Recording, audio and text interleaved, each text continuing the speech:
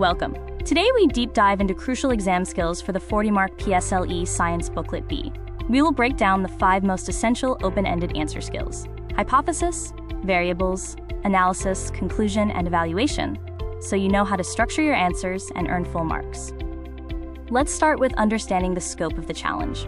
Booklet B, worth 40 marks, consists of 10 to 11 structured questions that fundamentally test 6 specific science process skills. These are the 6 non-negotiable skills. Each question in Booklet B tests one or more of these. Hypothesis is the prediction, and variables define the experiment setup. A fair test ensures only one change occurs. Analysis and conclusion interpret the data, and evaluation questions the test's validity. Remember, every mark-earning answer needs a reason, not just a statement. The most critical rule is to always provide a reason, not just a statement. For example, saying, "the plant died," earns nothing. You must explain the underlying science, such as, "the plant died because photosynthesis could not occur without water." Always ask yourself, have I said why? Your answers should aim for a chain of reasoning: the observation, the scientific process, and the final effect. Let's focus on the first critical skill: hypothesis. The main point is that a hypothesis is not just a guess. It is a testable prediction that must be written before any experiment begins. This slide is your key to full marks on any hypothesis question. We call this the essential if-then-because template. It needs 3 critical parts. First, the if part. This names your changed variable. If you increase the number of batteries, if you lower the temperature. Second, the then part. This names your measured variable. Then the brightness will increase. Then the evaporation rate will decrease. Third, the because part. This is where you prove you know the science. You must include the scientific reason for your prediction. Now look at the checklist on the right. The most important concept here is falsifiability, which means your prediction has to be possible to prove wrong. A statement like, "plants need sunlight," is just a fact. It can never be disproven, so it's not a hypothesis. Your prediction must be specific and measurable. For example, the higher the light intensity, the greater the number of bubbles produced. That is a real testable prediction. Let's review an example about photosynthesis. First, look at the 2 answers on the left. They fail because they are either too vague or, critically, they leave out the scientific reason, the because, and fail to name specific variables. Now focus on the full mark example on the right. It explicitly names the changed variable, light intensity, the measured variable, rate of photosynthesis, and provides the scientific reason that plants need light energy for conversion into sugar. Remember, you need all 3 elements for a strong hypothesis.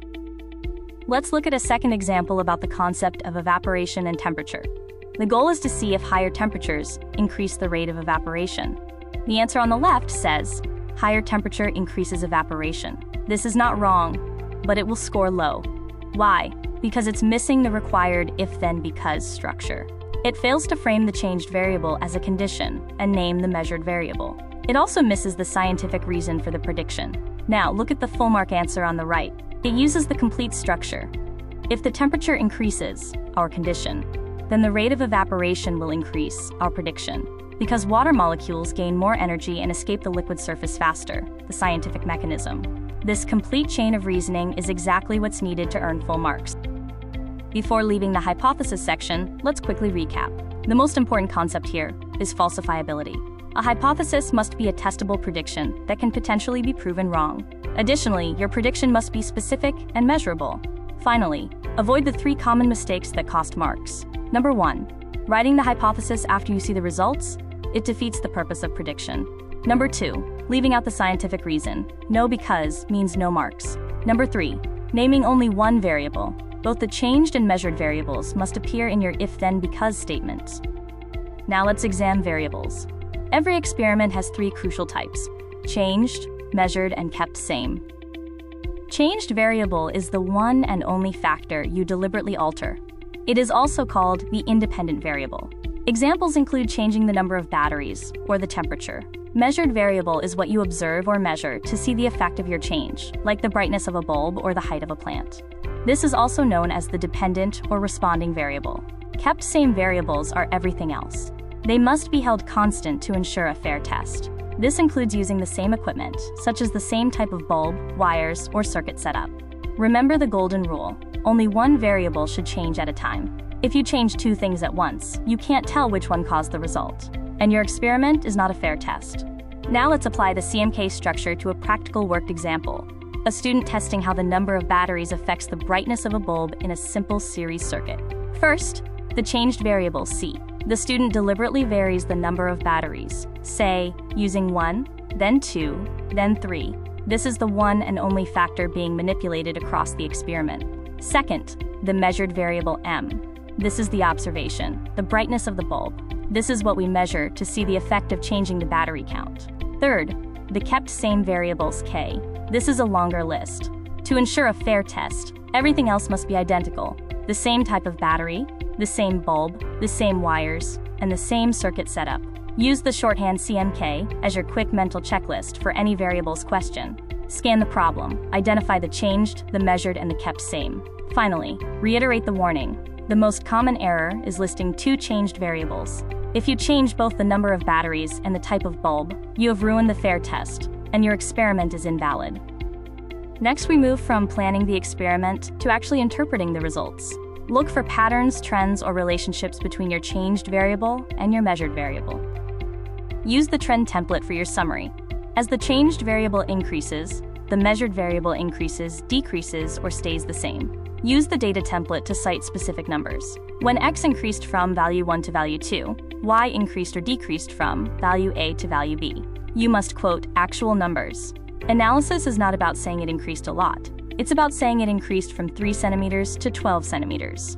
The numbers are your evidence. Finally, show some advanced scientific thinking by looking for anomalies. If you see a data point that doesn't fit the pattern, say, trial 3 looks way off, flag it. You can write a sentence like, all results show an increase except trial 3, which may be due to experimental error. Flagging this shows you understand the data thoroughly. Let's apply the analysis templates to this plant growth example. Data show that the plant grew 3 centimeters in dim light, 7 centimeters in moderate light, and 12 centimeters in bright light. Look at the weak answer first. More light made the plant grow more. While this is factually correct, it earns at best partial marks. Why? Because it's vague. It doesn't tell the marker how much more, and it fails to quote the actual numbers from the experiment. Analysis must be precise and grounded in evidence. Now, look at the full mark answer. It uses both templates we just discussed. First, it uses the data template by quoting the numbers. The plant's growth increased from 3 centimeters to 12 centimeters. Second, it uses the trend template by explicitly stating the relationship. As light intensity increased from dim to bright, the plant's growth increased. This answer is successful because it quotes actual experimental data and explicitly states the relationship between changed variable and measured variable. Next, let's examine the two most confused skills in Booklet B, conclusion and evaluation. They appear similar, but serve completely different purposes. A conclusion is about interpreting the results, answering the question, what do the results show? You are to state the observed relationship between the variables and link it back to the hypothesis. An evaluation, on the other hand, is about critiquing the experiment itself, asking, was the test fair? And can we trust the results? The key difference is, conclusion looks at the data, while evaluation looks at the quality of the test itself. Finally, and this is crucial for full marks in evaluation, you must always start with a clear yes or no. State your position first, then explain your reasoning. Let's look at a classic conclusion question. The scenario is simple. Compare dish A with hot water, 40 milliliters evaporated, and dish B with cold water, 10 milliliters evaporated. First, look at the 0 mark answer. Hot water evaporates more. While true, this fails completely. Why? Because a conclusion is not a simple observation. This answer fails to state the relationship between the two variables, temperature and evaporation rate, and also fails to quote the actual numbers as evidence. Now focus on the full mark answer. It does exactly what's required. It begins by stating the relationship. Higher temperature increases the rate of evaporation. Then, it provides the evidence. Dish A, hot, lost 40 milliliters compared to only 10 milliliters for dish B, cold. A successful conclusion must always contain these two parts. The stated relationship between the variables, immediately followed by the specific data evidence that proves that relationship. Next, let's look at a classic evaluation question. The scenario is critical. A student changed two variables at once, both temperature and sunlight, and then drew a conclusion about only one of them. First, look at the weak answer. No, because sunlight might not matter. This fails immediately because it uses vague, hedged language like might, and it doesn't correctly identify the scientific flaw. Now let's look at the full mark response. It starts with a clear number. This is mandatory for full marks in evaluation. The explanation then correctly identifies the flaw. 2 variables were changed simultaneously. This is the definition of an unfair test, making it impossible to separate the effects. Was the faster germination caused by the sunlight, the higher temperature, or a combination of both? Finally, the full mark answer suggests the necessary improvement. To draw a valid conclusion about sunlight, you must ensure that only sunlight is changed while every other variable, like temperature, is kept the same. Remember, evaluation is about critiquing the experiment's fairness, not reinterpreting the data. Finally, let's recap 10 mark-earning habits that will ensure you not only know the science, but can translate that knowledge into full marks in the exam. Let's start with the basics of good answering. Number 1. Always give a reason. You must use the word because to explain the scientific mechanism. Number 2. Name the science. Don't say it got darker. Use the term reduced light intensity. Be precise with scientific terms. Number 3. Link cause to effect. Show the full chain of reasoning. Number 4. Quote the data. Use increased from 5 centimeters to 12 centimeters. Not increased a lot. Now for the structural and conceptual habits. Number 5. Match marks to sentences. Let the marks guide your effort. A 2-mark question requires 2 distinct scientific points. Number 6. For fair test questions, state the variables to keep constant and explain why.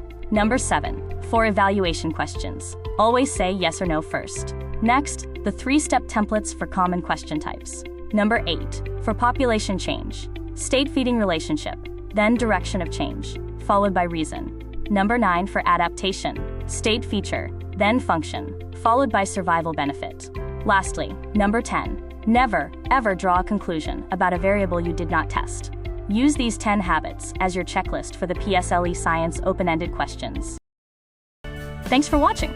Head over to SmartPathSG.com to play our free PSLE practice game, or join our community for more tips and resources. Don't forget to subscribe for new videos every week.